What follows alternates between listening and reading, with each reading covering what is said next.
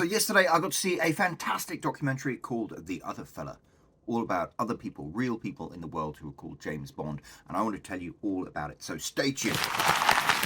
Hi guys, it's me. I'm having a wee dram, and I'm here to talk to you about a documentary I saw yesterday. Great state, it's a good documentary. I know, people are kind of like 50-50 about documentaries, whether they sound good, whether they sound boring. I personally like documentaries. I'm the kind of person who actually, literally goes to the cinema to see documentaries. I haven't gone for a while, but I've been doing it all my life. I remember when I first moved to America, I lived in a town called Huntington in Long Island, and I used to walk the 2 miles to the art house cinema they have there and watch. I think I watched Bowling for Columbine there. That was the first documentary I saw. Anyway, I like documentaries, and this was kind of an interesting concept for one. So The Other Fella is a documentary about real people who share the name James Bond, share the name with the world's most famous secret agent. And I think, outside of like religion, James Bond is probably the most commonly known name across the world. I think somebody said that 1/2 of all people across the globe have seen a James Bond film. So he is like a cultural icon. And yet James Bond is specifically a very, very boring, nondescript kind of name. That's why Ian Fleming chose it. And so there are thousands of James Bonds all over the world, tens of thousands, maybe millions, I don't know. And the director of this documentary, Matthew Bauer, decided to investigate what it's like to be called James Bond. And I was kind of excited to see this documentary. I became aware of it last year when I was doing the Bond Community Awards. And I found out about it, and I sort of it got nominated for one of the awards as one of the documentaries of the year. We ended up eliminating it from the running because it didn't premiere until 2023. So by all rights, it should be in this year's ticket if we're doing the Bond Community Awards again. But because I was aware of it, I was kind of like, oh, I want to see this. And, be careful what you wish for. The opportunity came up because the Bond Experience, David Zaritsky, had got together with Matthew Bauer, the director, to have a New York premiere. And I bought a ticket, and I was going to go with my wife. She didn't end up making it, unfortunately, but turned up in New York, and that was the Bond crew there. I love the fact that the Bond community, has become... I've got some real true life friends now in the Bond community. So turned up in New York, and we had a wonderful lunch before the movie, and all sorts of people there, familiar faces, the usual suspects you could call them. There was Ken, the oceanographer. There was Matt from Bond Suits. There was Alex Lamas, Sifu Lamas, you might know him. There was Mike from The Culture of Bond. There was Donnie, who's Quantum of History. There was Kyle, who's Easy Smiles and Expensive Watches. There was the Bond enthusiast. There was the man himself being James Bond. That's Joe Darlington. There was, of course, David Zaritsky there. And other Bond fans turned up to actually watch the movie, guys like James. It was great. It was a real fun event to get together and watch this documentary. And it's the whole experience of watching a documentary is kind of fun. I enjoy going to documentaries, actually. I know some people don't enjoy them, but I remember when I first moved to America, I lived in a little town called Huntington on Long Island, and I used to walk the 2 miles to Huntington, to their little art house theatre, and watch documentaries. I think the first one I saw was Bowling for Columbine. So I kind of like documentaries as an exploration of a subject. The interesting thing about documentaries that I don't think we really give them credit for is they normally have an agenda. Like I mentioned Bowling for Columbine. That was, God, I can't remember. Mike something, big bloke, was really anti-gun. So he made a documentary that was kind of like anti-gun. And a lot of documentaries kind of go into things with an agenda. The wonderful thing about this documentary is it was all based off one single question, which is, why on earth would you name a child James Bond? James Bond, for 60 years, he has been a name known throughout the world. And you can't name a child James Bond without that obviously being some kind of like public awareness of that being a big thing. It's kind of a heavy burden to lay on the shoulders of a child. And the director, Matthew Bauer, decided to look into that. Why on earth would you call a child James Bond? And he spoke to a huge crew of people who were actually called James Bond, people from all over the world. And it was really fascinating because the documentary explored both the negative parts of it and then the positive parts of it as well, which you might not think about. So we start off, meeting this quite incredible chap who changed his name to James Bond. He's like Sweden's #1 James Bond fan, I guess you could call him. And the documentary starts off and examines his life, and then you meet other people, like a theatre director in New York City called James Bond, and a chap from Guyana who's a lawyer called James Bond. And it's so interesting to see all of these different people who have their lives have had James Bond sort of forcibly injected into there. They can't introduce themselves without, people making a comment about it. People being like, "Is your name really James Bond?" And that comes with negative aspects, obviously. And sort of the first half of the documentary kind of explores that. And it was really interesting because it starts off like, oh, isn't it silly, somebody being called James Bond? And then you realize that there are kind of darker connotations to being called James Bond. And the wonderful thing about this documentary is you meet these people who all share the name, but they are all individuals and they all have their own individual stories. And James Bond has coloured their lives in certain ways. And it's almost like peeling away the layers of how that goes. There was one really interesting story about a chap, just a regular chap, I think he's from Texas, called James Bond. And when he got pulled over by the cops and they said, "What's your name?" and he goes, "James Bond," the cops like thinking that he's pulling his leg, which you could, I mean, let's be honest. You can't blame the cop for being a little incredulous. He probably meets all sorts of people who are like, "Oh, my name's Matt Smith," or something like that, just because that's the most common name ever, James Bond. You think you're pulling your leg, but it's not. It's a real person with that real name.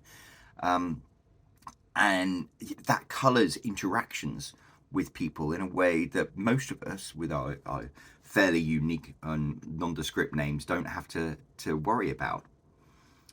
And the documentary is really effective because you meet these people and you learn about where James Bond fits into sort of their upbringing and how it has coloured their upbringing. And the director, Matthew Bauer, does a wonderful job making you feel emotions. There's one particular character, a real life person, I call him a character, Sweden's #1 James Bond fan, I guess you could call him, who changed his name to James Bond. And he's different, I guess, than a lot of these other people who get spoken to who were born with the name James Bond. He chose to become James Bond. And at first when you meet him, you can't help but, well, when you first meet him, you think, "Oh, look at him, he's a cool guy driving an Aston Martin called James Bond." And then you watch a bit more and you start to feel a little sorry for him and you think kind of, "Oh, this is a bit sad actually." But then Matthew Bauer does this wonderful thing of peeling back the layers and you find out why he did it. And that in itself is kind of like a sad story, but it adds a certain beauty and dignity to why he chose to change his name to James Bond. And then you meet the other people whose names are James Bond and how it's affected their lives. And there are good aspects to it and there are bad aspects to it. And it's so interesting that there are all these people called James Bond, and out of the ones that the crew talk to, only one of them changed their name. The rest kept it. Sometimes there are bits about being called James Bond they hated, but they kept with the name. And there's another person who's given the name James Bond, wasn't their birth name, for a particular reason, and I won't go into the spoiler alert, I won't spoil that for you.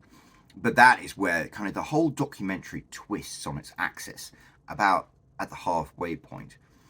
And then the movie that had been kind of like on a slightly depressing trajectory, I guess you could call it, starts to become quite uplifting. Still examining the lives of all of these people you started off with. You go on a real emotional journey. And there are a couple of times, and I mean, I'm not a very emotional person, if we're honest. There are a couple of times I teared up watching it because I was kind of in awe of being able to get an insight into these people's lives. And it was kind of interesting to have this shared cultural experience with them and see how that cultural experience had coloured their lives, because it was kind of like foisted upon them. I don't know. It was a really, really interesting and fascinating documentary that worked really effectively at making you feel emotions and making you think and making you ask questions.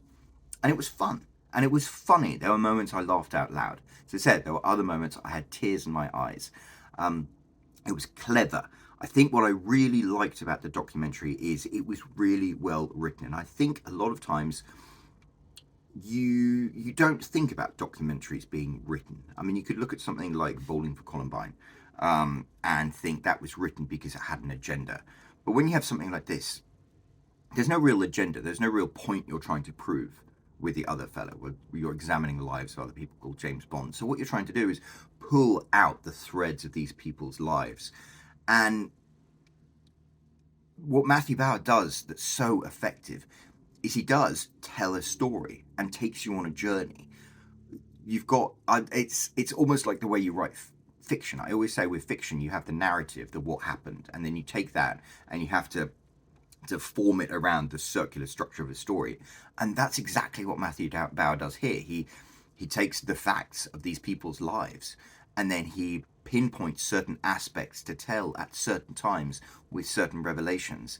And that takes you on a journey where each time you meet these characters again, I call them characters, each time you meet these people again during the documentary, because we follow like 4 characters mainly, but there are many others who you go and revisit the lives of throughout the documentary. And each time there's a little snippet, you learn something more, and that changes not just how you think about them, but how you feel about them, and you feel things. That's what's really effective about the documentary. It makes you feel. And I think that's one of the really important things in any kind of modern culture and in any kind of modern cultural thing that you're creating. If you can tug at the heartstrings, if you can make somebody feel something, then it gets really, really interesting. So I enjoyed the documentary immensely, and I really enjoyed the fact that Matthew Bauer, the director and the creator of this documentary, was there, and he got to introduce it in this tiny little East Village movie theatre that we were watching it in. I had a big tub of popcorn. It was great. I really enjoyed that aspect to it. And then afterwards, we all went out for drinks and we got to talk to Matthew more. And it was great to learn about the journey that he went on as a filmmaker and as a documentary maker. You know, this documentary was 10 years in the making because he envisioned this question: why would anyone name their child James Bond? And then when he got started talking to people who were called James Bond, he almost discovered the story in the same way that the documentary helps us discover the story. And there's something really wonderful about that. So I really, really enjoyed the documentary. And the best thing is anyone can watch it. It's right now on Apple Plus. I think it's pretty much every streaming platform. And you can sit down and watch it. And if you're interested in James Bond, or if you're interested in people, and you got, an hour and a half, yes, I think it's less than 2 hours to kill, it's really worth a watch because it's really, really interesting. And it's not a boring documentary by any means. And there are some documentaries that are boring. And it's also not a documentary that shoves its agenda down your throat, because there is no agenda here. It's just peeling away the lives and giving you a peek into real people who share this amazing evocative name, this name that was specifically chosen by Ian Fleming to be flat and boring, and yet it has become so culturally significant, so iconic, and it's so evocative. It instantly makes people think of whatever their particular opinion of James Bond is. And it's amazing to think of the impact that name, James Bond, has had on the lives of these people that we get to meet during this documentary. So that's all I can really say about it. It was a wonderful experience, and it was wonderful for me because I got to see it in a movie theater, which was cool, shoving popcorn down my mouth. I got to hang out with my friends while I was watching it, which is really, really cool. I got to sit down, and Matthew was very patient. He'd spent 20 minutes, half an hour talking to me about this, and I loved it. I loved learning about why he made the documentary and how he made the documentary. And so it's become a special documentary to me, having had this wonderful opportunity to experience it that way. But I think anyone is going to enjoy it if they watch it, if they're even vaguely intrigued by that question, why would you name a child James Bond? Then this documentary answers it, and it answers it many different times in many different ways, because it answers it specifically to many different people who all have this same situation that thrust upon them. So there we go. I think that's all I can really say about it. But it was a wonderful experience, wonderful documentary, wonderful guy who directed it. So if you get the chance to check it out, I absolutely recommend doing so. It's really, really fun, emotional, intelligent, well edited, well put together. They have certain recreations of certain real life scenes that just work really, really well and blend it all perfectly together. And it takes you on a journey, and that's what it's all about. That's the most important thing, whether you're non-fiction or fiction. Taking the reader or the viewer on a journey is the way you really get them sucked in to whatever you're trying to tell them, and this is really effective at doing that. So great job, Matthew Bauer, and thank you so much for letting me get the opportunity to see this documentary. I really, really enjoyed it. I did buy my own ticket, have to say. Well, not. I'm reviewing this off my own dime. I always like to review things having actually like spent the money to watch it myself. But it was a really special experience to actually like get to meet the director and get to peek behind the curtain. So check it out. And if you do check it out, let me know what you think down in the comment section below. That's what it's there for. I would love to hear your opinions. And yeah, I know that Matthew Bauer is working now on a documentary about ethanol, which is like organic fuel that you make from corn. It's actually a topic I'm really interested in because I love my stupid old gas guzzling classic cars. And I remember one time I was really interested in actually, if I ever bought a house with property, getting a still to make ethanol to run my stupid old car. So I'd be really interested to see where that documentary goes. He's a very talented documentary maker, and he makes documentaries that are very interesting, and that's the most important part of it. So go and check him out. Go and check out the documentary. I'll pop a link down below so you can find it easily on your streaming service of choice. And until then, I'll be back next time with another video. Cheers. I'm Roland Hume. I've sold 67,000 copies of my books. If you want to find out how I did it, I've got a link right here you can click. And otherwise, don't forget to subscribe. I've got more videos coming soon. Thank you.